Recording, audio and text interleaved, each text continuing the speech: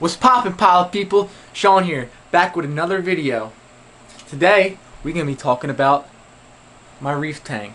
All the ins and outs, what I dose, what I feed, everything. Let's get into it.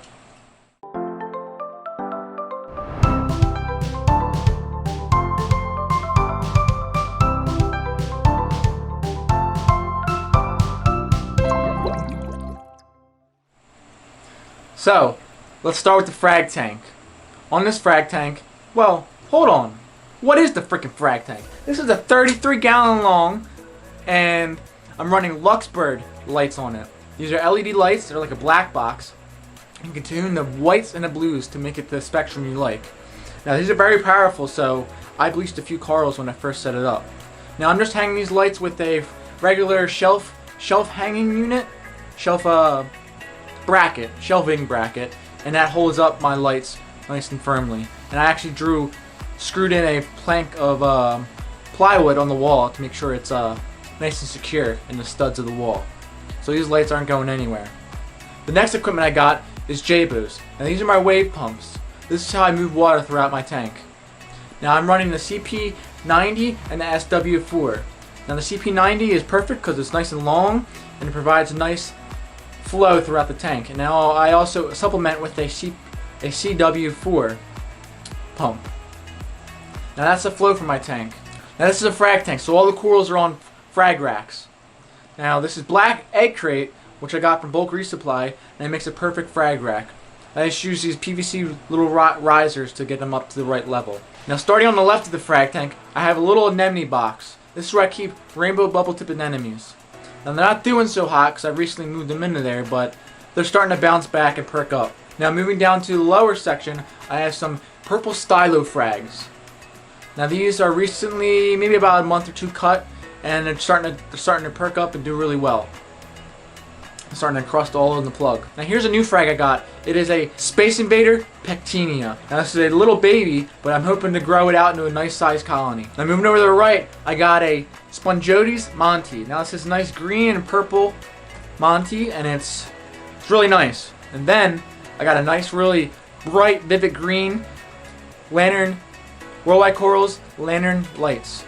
Now I also got some Zoas and other soft coral throughout this tank that I'm propagating from my main display, and it seems to be doing really well and growing. One of my favorite Zoas is the Speckled Crack.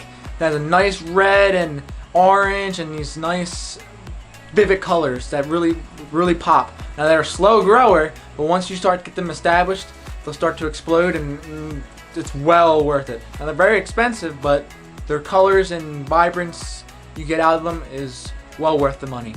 Now I do have some purple and green frog spawns. These love a little medium flow, and they're really bright and vivid in this tank. And I just love the frog spawn. Such an easy coral to propagate, easy coral to grow. Just gotta love the frog spawn. And moving over to the right, I got these purple torches. These torches have a purple body with these little greenish white tips, and they're amazing when they give them like strong flow. Now that's it for the frag tank, but if we drop below the frag tank to the 15-gallon refugium. Now in this refugium, I'm running the Luxbird Par 38 refugium light. These lights are very strong enough to light up this refugium and provide ample amount of light for the growth for my macroalgae. Now I believe the refugium is very important for biodiversity in a reef tank and to control nutrients. Now I lined the bottom of this refugium with some sand and a bunch of marine pure spears and some little bit of live rock. Now this refugium is full of pods, amphipods, and all these different diverse life.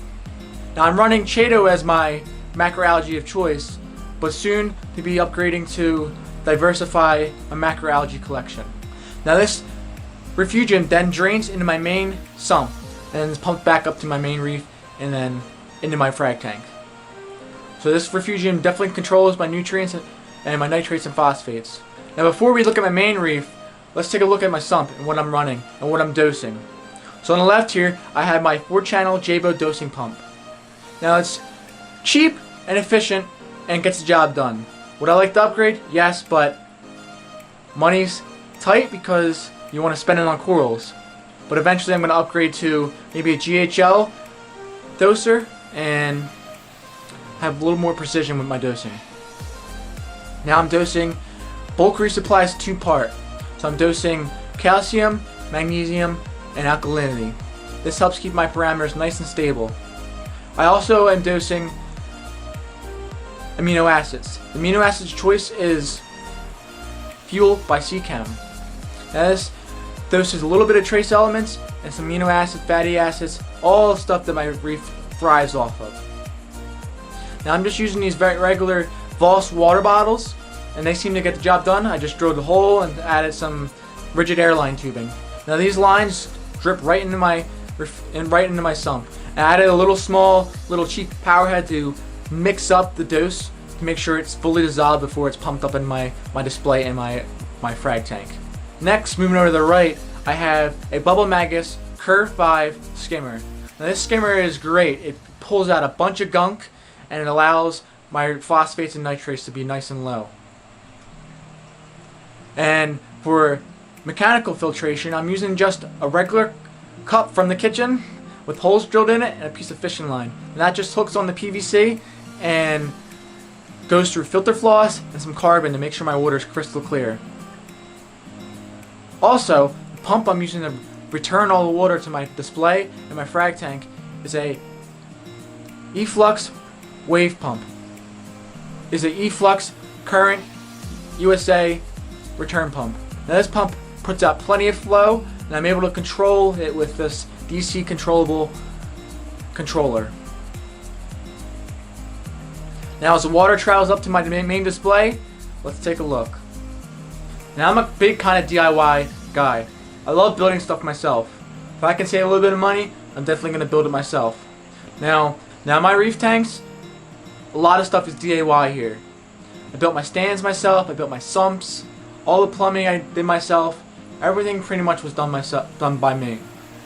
I like it that way because I can fine tune it and make it how I want. In my display, I'm running an AI Prime. And this is a newer model, it's AI Prime 16 HD. Now I'm running the AV Plus setting and it gives great color in my corals. Now for flow, I'm also running a MP10 by Ecotech.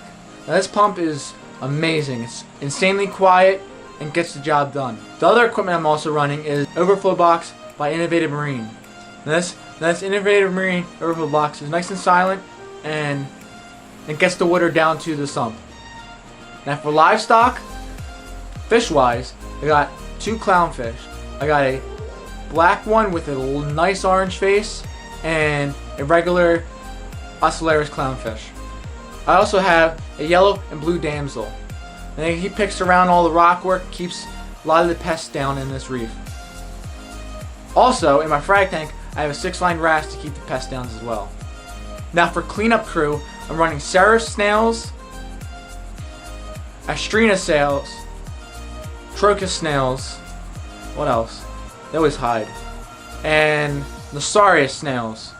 Now these Nassarius snails, I love them. They keep the sand bed nice and clean, and they're great workers. Now all my snails, you always see them constantly sucking on the glass and keeping my rock work clean. Other equipment I'm also running, for my ATO, I'm running a Auto Aqua Smart Micro ATO. Now this is nice and silent, and it pumps right out of my reservoir into my tank. I'm also mixing Kalkwasser in there to keep my pH nice and high. Now for what you all been waiting for, let's talk about my corals. Now starting on the right, I have my nice Zoogarden. I have Utter Chaos, Purple Monsters, Rainbow Infusions, Palithograndis. A lot of the nice higher end zoas I like to keep in my Zoogarden. But I also like to keep the lower end ones because they're cheap and they grow fast and they fill in space and they're really pretty. I also like some of the more invasive corals as well, like Pulsing Xenia, Green Star Polyps. I just love the movement they add to the tank, and the Pulsing Xenia is one of my favorite because of the way it pulses. Now right in the front I also keep a green candy cane coral. Now I just love him because he's really puffy and always super happy all the time. I also like to keep a little bit of soft corals in this tank as well. I have green sinulera, Kenya tree, even a nice long tentacle toadstool. Now this toadstool has bright green polyps and adds a lot of motion to this tank. I also have a nice large chalice right in the front for the display. This chalice has some nice gold markings on it, on its body with a nice pink. Now I really love my LPS. I just love how they add tons of movement to the tank, and the diversity they have in colors is amazing. Now this is a green hammer. I started this with a frag, just one polyp, one-headed frag, and I grew this into 5 heads. And I just love the way it adds bright green colors to my tank and movement. Now moving over to the left, I have a nice torch colony. This is the same ones I have in my frag tank. I actually fragged this torch, and it has nice movement to the tank and diversity of color. And moving up to the upper levels, I have a tricolor Veleta Acropora. This is a recent purchase of mine, so it's not encrusted on the rock yet. It's only been in here a day, and it's starting to color up and starting to look nice. Now moving to the right again, I have a Walt Disney Acropora. Now this coral isn't adapted to my tank yet, but as soon as it takes off, it's going to add a great splash of color. Now moving to the back, this is a purple Stylophora. This is a nice sized colony that is filling in the space nicely. Now moving to the right is a Birds of Paradise bird's nest. Now, this is a new frag I recently picked up, but it's starting to branch out and fill in the space.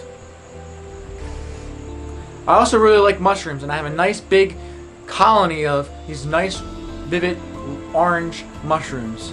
They kind of take over, but they're very bright and add a different pop of color in the tank. I also keep a variety of other mushrooms that add a variety of color in my tank. I also have a little bit of Montipora in my tank. I have a chili pepper Montipora and a regular Montipora red cap. And that's pretty much it for my reef. I like to keep it nice and simple, livestock wise and equipment wise. I hope you enjoyed this video, and we'll see you next time. Polyp out.